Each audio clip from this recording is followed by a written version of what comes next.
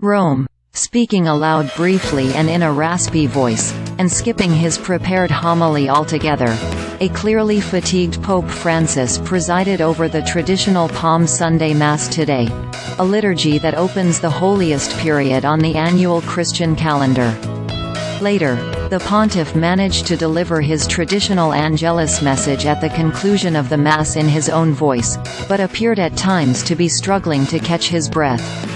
The 87-year-old pontiff has been struggling for weeks from difficulties in breathing and speaking, related to what the Vatican has described variously as colds, the flu, and bronchitis, and has often asked aides to read his prepared texts aloud at various public events.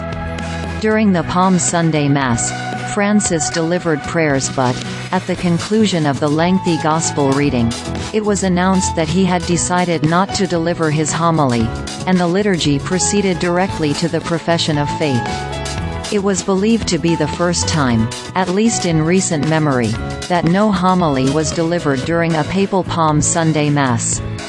Pope Francis presided over the Palm Sunday Mass but did not celebrate, a task which was instead entrusted to Italian Cardinal Claudio Gugerotti, who heads the Vatican's Dicastery for Eastern churches.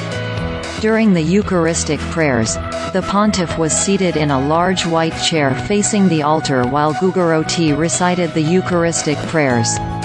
More than 400 clerics concelebrated today's Palm Sunday Mass, including 30 cardinals, 25 bishops and 350 priests, while more than 400 people carried palms and olive branches during the opening process. Attendance at the Mass was estimated at 60,000 people. During his brief Angelus message, Francis said he was praying for the victims of the vile terrorist attack carried out the other night in Moscow, referring to the assault on a concert hall Friday night which, at latest count, left 133 people dead and another 140 wounded. Responsibility for the assault has been claimed by the Islamic State, though Russian President Vladimir Putin has claimed, without evidence, that Ukraine may have been involved. Francis called such attacks inhuman actions that offend God, who commanded, "Thou shalt not kill."